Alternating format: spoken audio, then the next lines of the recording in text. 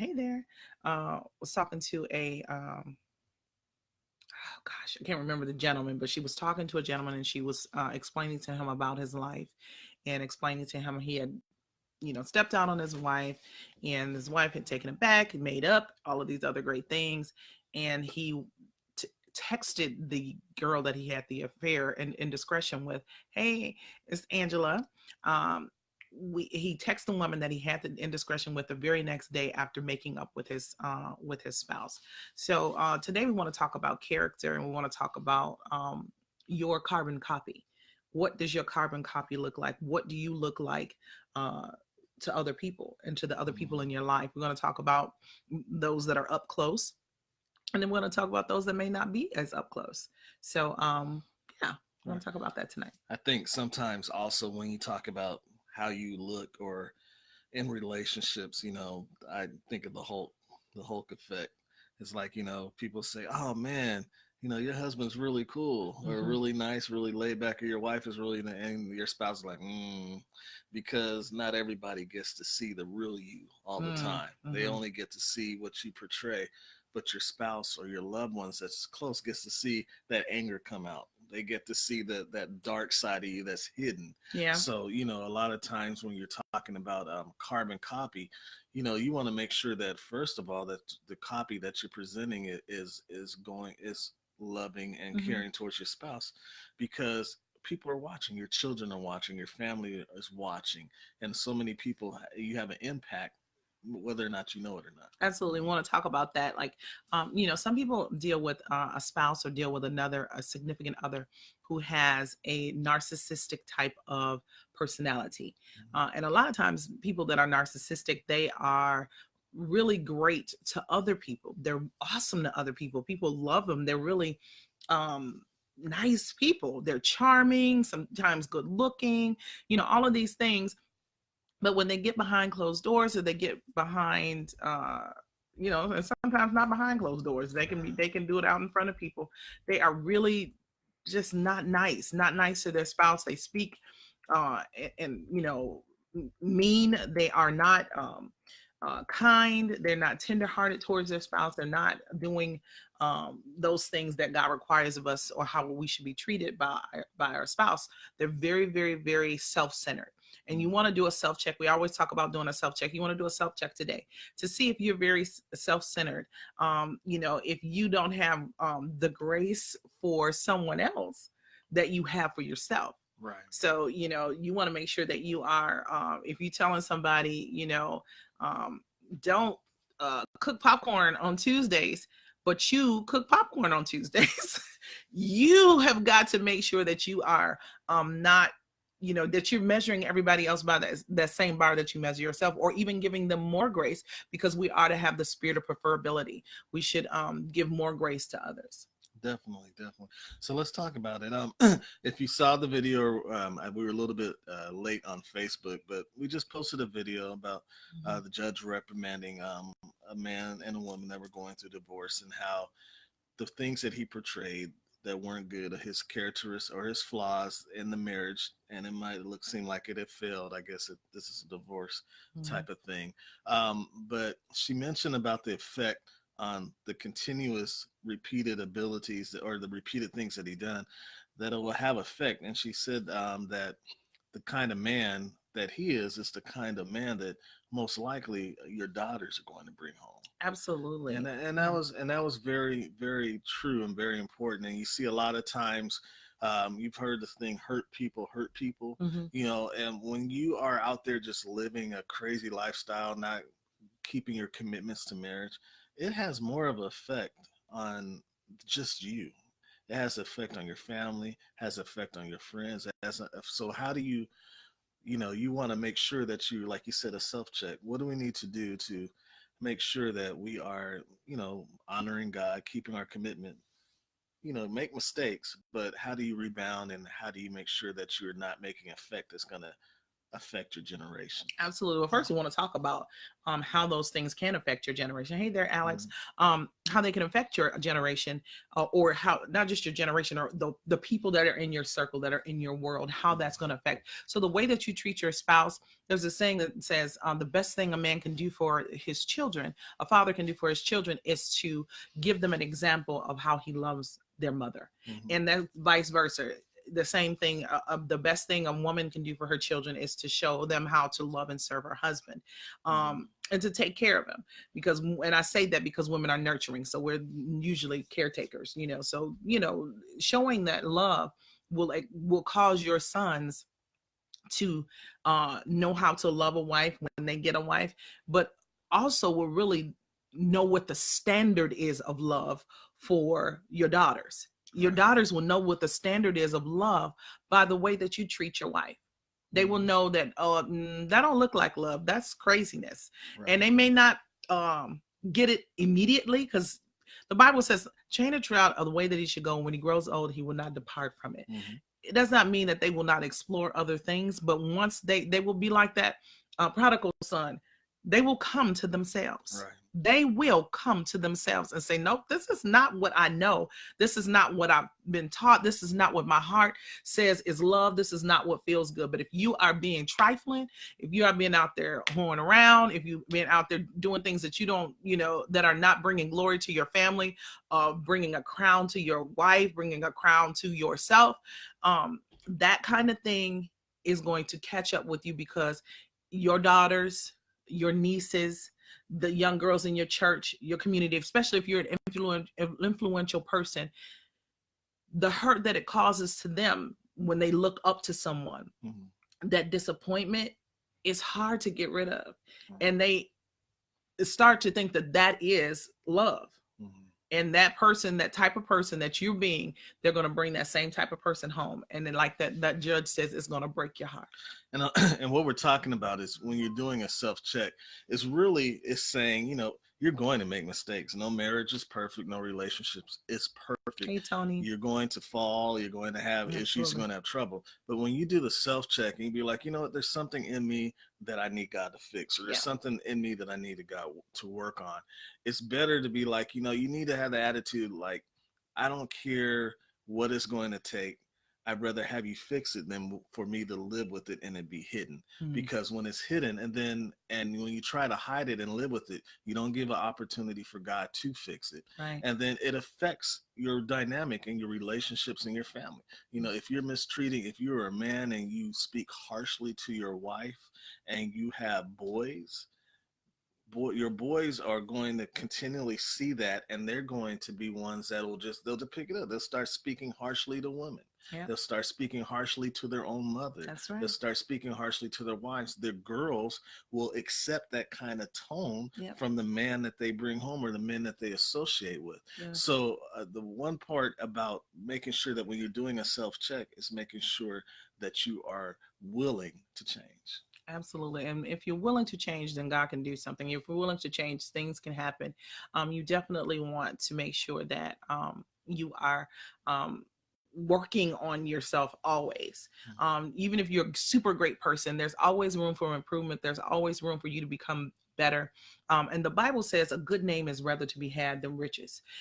Having a good name is better than having a whole lot of money.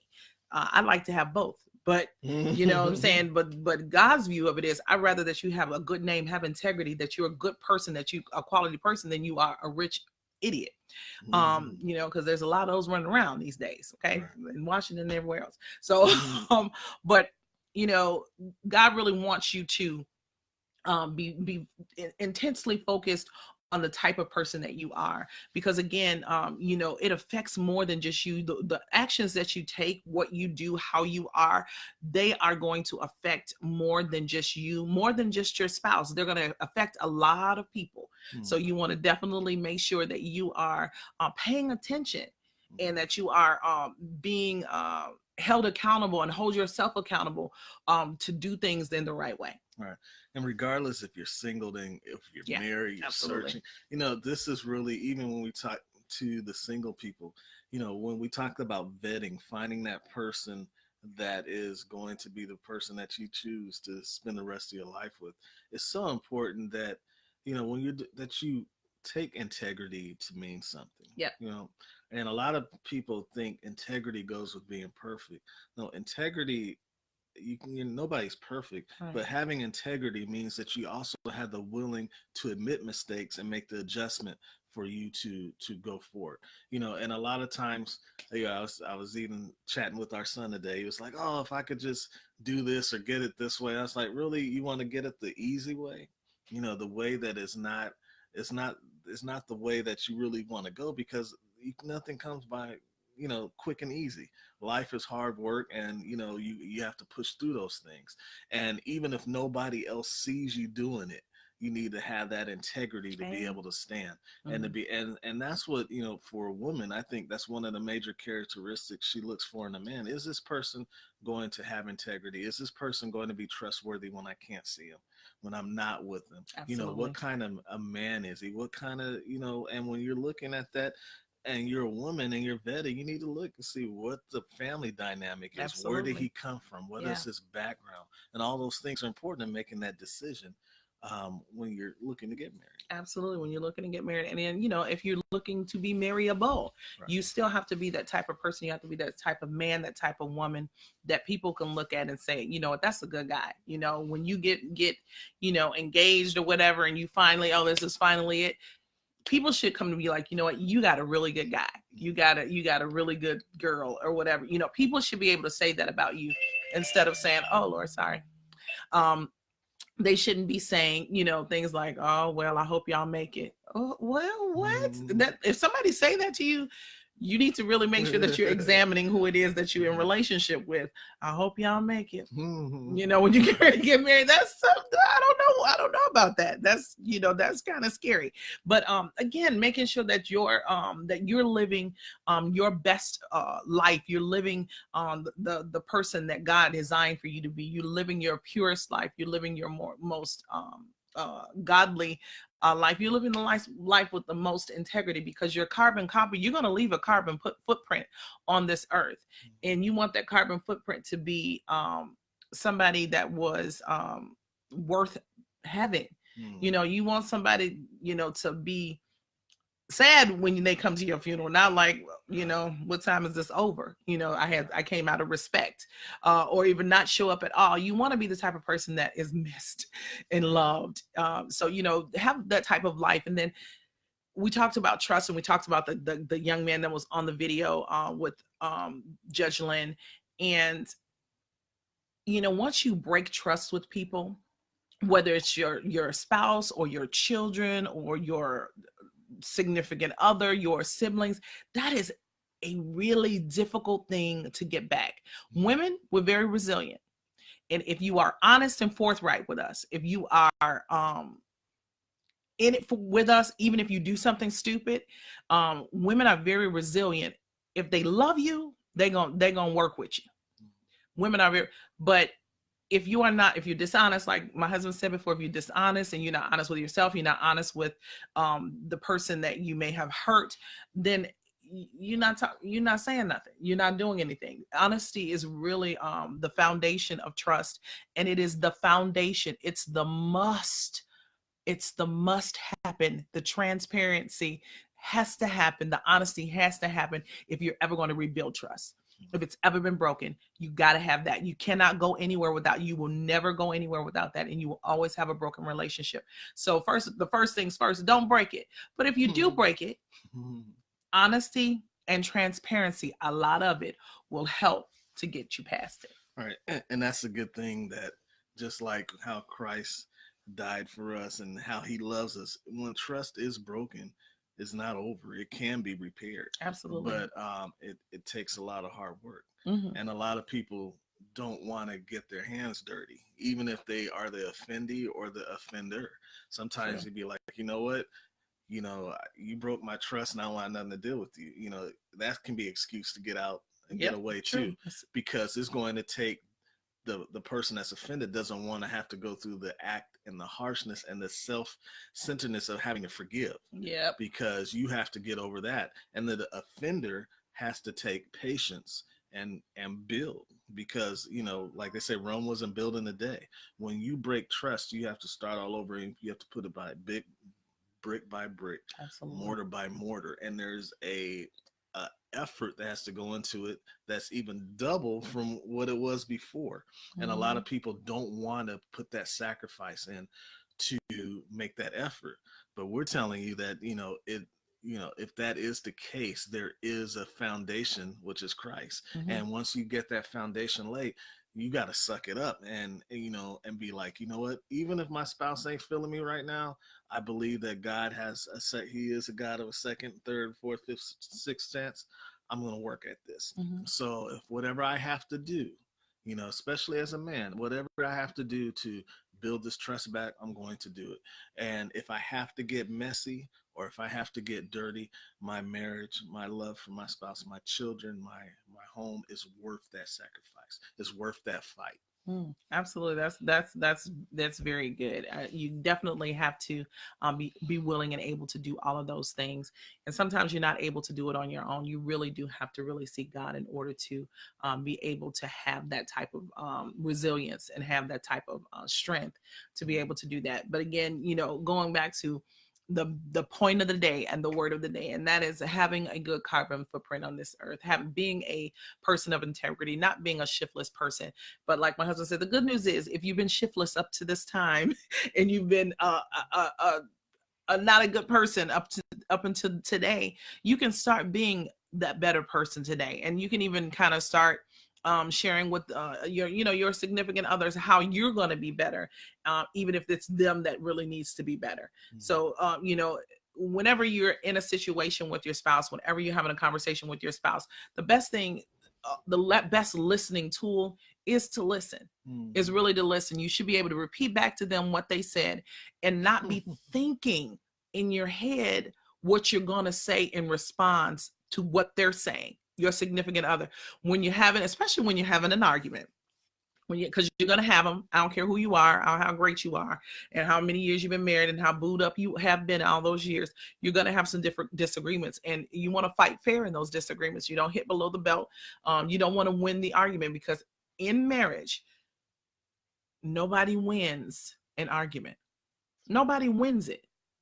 Everybody, if somebody wins, then you both lost, because you're both the same person. Right. So you can agree to disagree, you can resolve, you can do whatever, but you know, nobody really wins. And so you want to make sure that you are aware of that, and that you're using the tools of listening, active listening, being able to repeat back to that person what they said, and not saying in your head what you're gonna respond back to all the stuff that they said, because that's mostly how we do. We like way they talk, you talking, and in my head, oh, I can't wait to say what I'm gonna say about what you said. Yeah, we don't want to do that. We don't want to do that, because that is not what's going to resolve things in your relationship. You Right. want to listen to that person, and you want to repeat back what they said, and you want to make that person feel like what they have to say is important to you. All right. That's exactly what I was going to say. And it's funny because we didn't get to talk about this before we together. So Mhm. you are in my head. And one thing I Aw. think about effective communication is that sometimes young couples, sometimes Mhm. even people that have been married for so long, don't always take the time. You have to learn how to communicate. Yep. And you have to learn that it's okay to be like, you know what? We've been married for 20 years. You know, let's go get a tune up. You know, a lot of people in the community, in our community, and sometimes don't want to say, you know, hey, let's go talk to somebody. Yep. You know, get some good fresh ideas, Yep. somebody that can say, hey, how do we spice up this? How do we make things better? Yep. You know, and but they sometimes fail and be like, well, let's go talk to our friend. Look, your friend that has no idea how to be married, or you know, Right. or and we Yeah. talked about communicating, how to communicate to your spouse. So, you know, if you are in areas where you like, hey, you know, let's go talk to a counselor, let's go Yeah. talk to somebody who has experienced that, or that you trust, Mhm. you know, and share some things and maybe learn some things. But don't always, you know, go outside and just run to your boy or to your girl to vent, because that's not going to help you address the issues that you are dealing with in your relationship. Yeah, absolutely. And half the time when you are talking to people that are in your so-called circle, they are people that are, you know, you're not going to talk to somebody that doesn't have a happy marriage to how to, about your problems in your marriage, because they don't know. And if you got, friends or whatever, most of them single or not happily married. Yeah, we're not going to talk to you about relationships because you have not mastered how to have a successful one yet. So you want to make sure that the people in your circle are reflective of what it is that you want to see. I remember telling a young couple before, they wanted to I don't know. They were trying to get, I guess, find friends or people to hang out with or whatever. They were kind of younger than us, but I wasn't opposed to it. I wasn't opposed to them hanging out with us or spending time with us at all. But I did tell her. I said, listen, you want to hang out with people that you want to see yourself as. And she was like, yes, I want to hang out with you guys. And I was like, oh, okay, that's that. She was like, because they're her peers, they were at a certain place, financially, emotionally and relationship wise, they were in a certain place and they did not want to progress past that. They just were, all of her people were in a slump. But, again, in relationships, you want to hang around and connect with people with successful relationships, not even just the appearance of successful relationships, but successful relationships, because it gives accountability. It gives, support, and it gives stability to your relationship when you hang around other people and surround yourself with people that have strong relationships. Now, some of your friends going to be some, busters because, hey, it happens to everybody, but you want to still make sure that you have a good foundation and you surround yourself with good churches that teach good. We are in a great church that teach wonderful relationship principles, and you want to be in a place like that where you can get good teaching and good accountability. Right, and you should always have somebody that you should be accountable to. Yes. Everybody, even in any relationship, you should have an accountable partner. Even like I used to tell my pastor a lot of times when I was leaving, hey, I can't serve or whatever because I'm working, I'm out of town.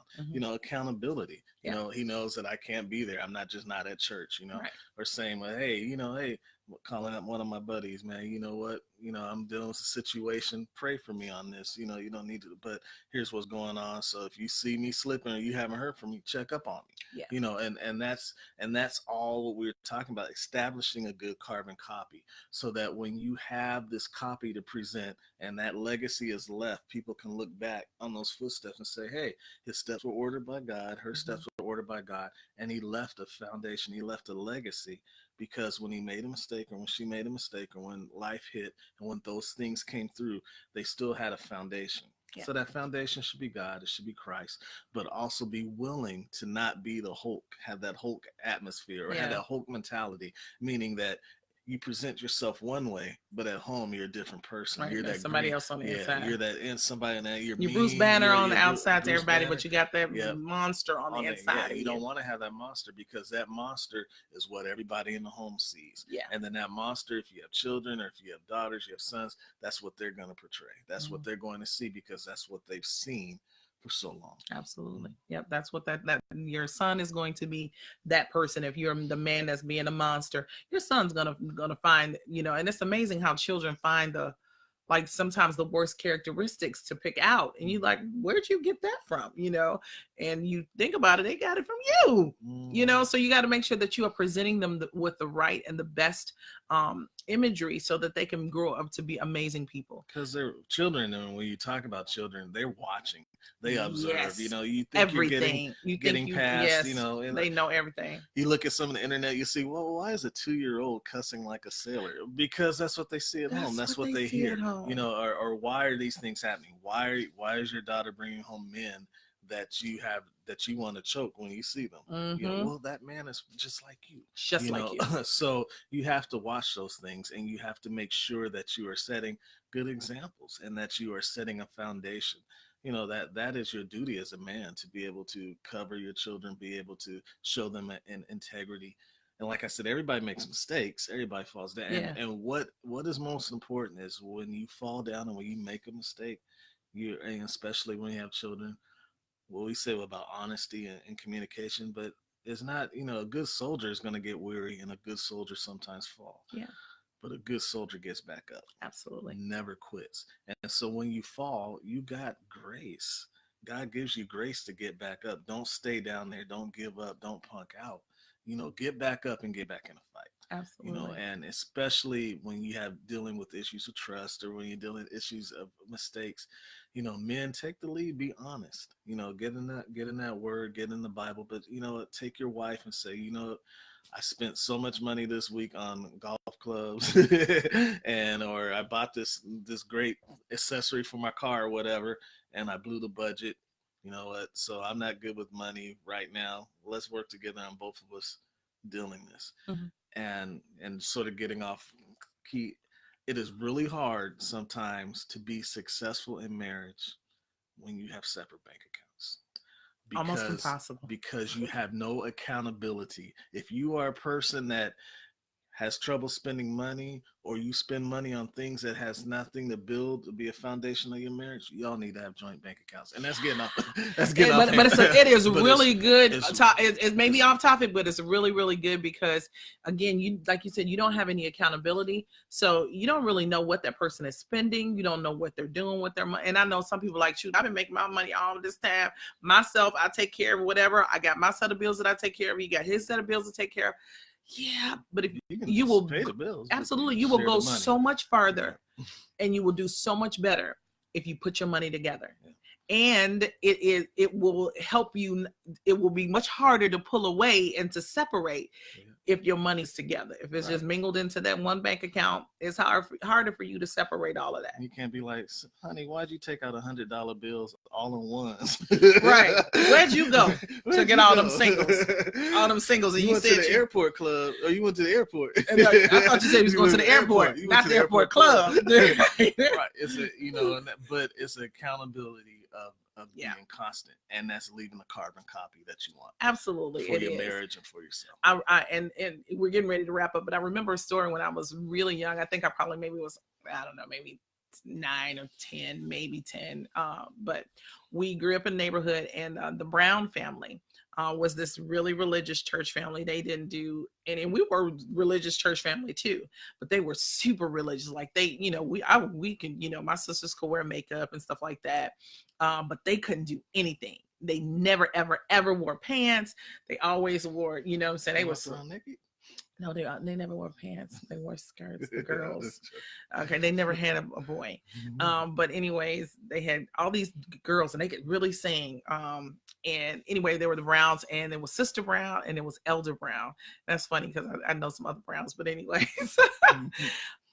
Elder Brown, one day we saw him, some of the kids from the neighborhood, and we just knew that they was like super saved, super, religious people. And we went in the back and we saw Elder Brown smoking a cigarette. When I say our whole world was okay, in the grand scheme of things, smoking a cigarette is not that big of a deal, but for us, it was like the cardinal sin. It was like, how could you betray the neighborhood like that?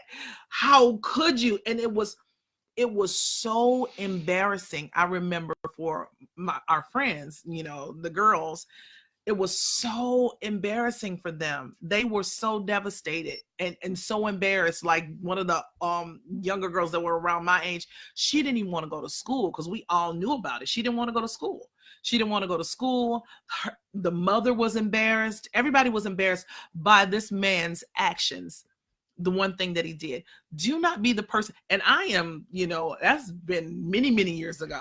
And I'm much older now, but I still remember that. But I remember how saddened they were by that and how embarrassed they were by that. Do not be the type of person that brings shame on your family.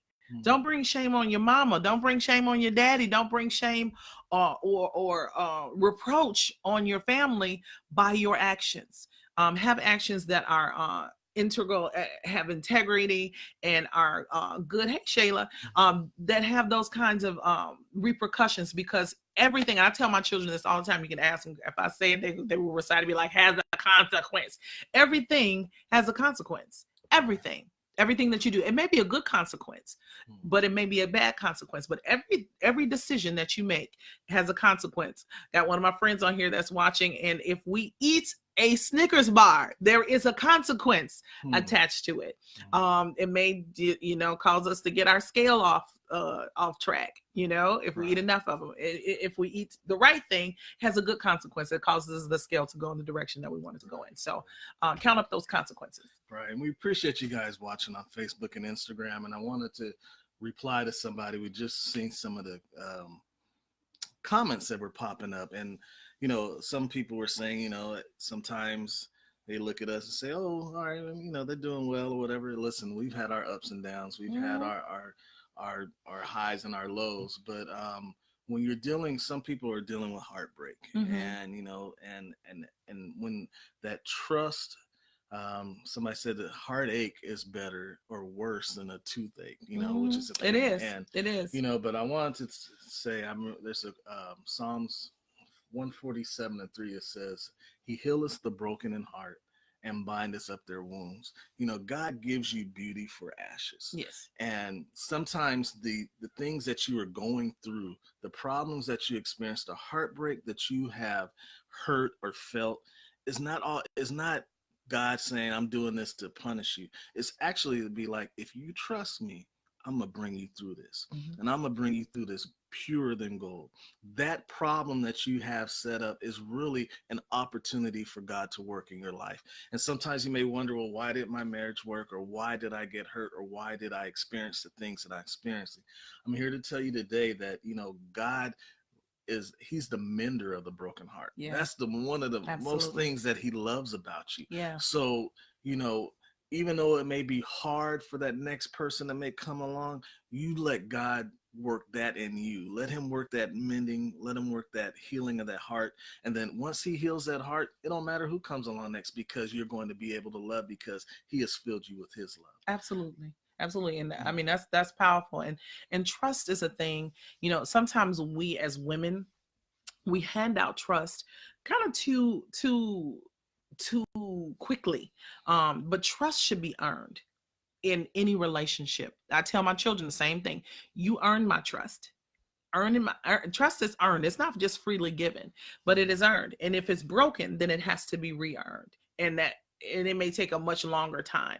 So as God is healing you, he's also giving you wisdom to not cast your pearls before swine, because what did the Bible say to do? At least they rend it and tear them up. If you cast your pearls, your valuables before some pigs, they don't know the value of pearls. Whoever, they don't know the value of you. And if they're a pig, they're not going to treat your value like what it is.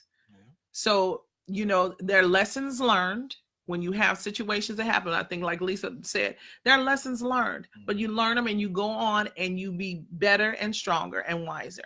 But again, you know, it goes back to being that kind of person.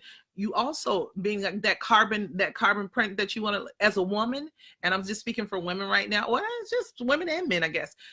You don't want to be the woman that's a punk. You don't want to be a woman that's just continually going round and around in stupidity and in stupid relationships and making dumb choices and accepting just anything just because you want to have a spouse, just because you want to have a marriage. I didn't get married when I was a baby. So I had to live a life as a single woman, and had to live a life that was a single you know, person who really, you know, had, you know, was trying to walk towards loving God and living a chaste life. And I had to do that until my husband came along. But in that process, I met a lot of guys. You know, I dated guys that was in church. Here, let's go here. That was preachers and stuff like that were not worth a nickel. And I was disappointed to find that out, because we're guarded for guys that are out there in the world, not so guarded for guys that are in the church, because we think that they but every person, every guy, every woman should prove that they are trustworthy before we just hand it out. And that's also a part of the healing. And just I appreciate you guys. We appreciate you guys chatting with us, hitting those like buttons, and we got some good responses, especially on Facebook, and we're seeing some things on Instagram. Just want to let you know, when we're talking about carbon, we sort of hit a little bit of everything today. And you know, making sure that what you present, your carbon copy, is something that you can leave as a legacy. But I also, you know, want to tell you, remember that, and I think it took me a while, I had to grow into this, is that when issues come up, especially in relationships or just in life, you know, we tend to believe that when we are a problem that we have as a punishment. And like you said, saying, oh, well, my husband cheated on me, I guess that's just the punishment for the things I did as a child, or the Mhm. things I experienced, or my wife is mean to me because, oh, I was mean, back, but you really have to make sure that you do not fall into that trap, Mhm. and make sure that you say, your problem is not a punishment. God doesn't punish you because of what you've done. He died for us. He sent his son to Mhm. die for us. So he loves us that much to send the most precious thing. So the things that you experience when you're talking about heartbreak, hurt, trust, even sometimes abuse, is really when you have the mindset that it's really a platform for God to move, for not a problem, but a platform for God to do a greater work in you. And when you Absolutely. have that type of mentality, it makes it easier to get through some of the situations that you're dealing with. Oh yeah. And we are praying for each and every one of you, whether you're Absolutely. single, whether you're married, looking to get married. We believe that this is the year that God is going to do some great things in relationships, Mm. in marriage. But he also, I'm not don't want to really preach too much tonight, but he is also saying that if you allow him to get in there, it may be a little messy, it may be a little dirty, but if you allow him to work on those things, and then he's going to bring it out. He's going to do it. But this is a year of that. So if you allow him to do it today, it may not work out tomorrow, Right. but it's going to work out before this year's over. So have Absolutely. patience, Amen. believe God, believe and trust that God is going to do what he said he's going to do. Absolutely. Well, we're so grateful that you guys chose to share a little bit of your evening with us. We hope that we said something that was helpful to you, that blessed you. Thank you so much. You are a blessing to us as well. Again, we hope that we blessed you. And again, we really just want people to live their best life, to live their best love. God has so much love and so much life and so much happiness and so much joy and peace that he wants you to experience in your relationships. If he did not want you to have relationship, if he wouldn't have made the dynamic of the Godhead the way that it is. Mm-hmm. It's a trinity, and there's relationship there. He likens the church as his bride. There is relationship there, there's intimacy there. So he loves relationship. The relationship he loves the most is the one from us to him. So he loves relationship. And the more you are in relationship with him, the more that you'll be able to have successful relationships outside, the horizontal relationships, because your vertical relationship is good. So we hope that you have been blessed. God is for your relationship. He's fighting for your relationships. He wants to see you loved. He wants you to be happy. He wants you to feel good in every area of your relationship. And so do we. Yep.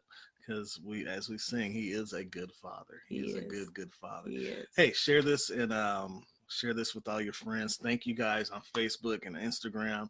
You guys are really talking to us tonight, encourage us, and we are Yeah. praying for Thank you you. so Thank much. you for all the hearts and all the likes.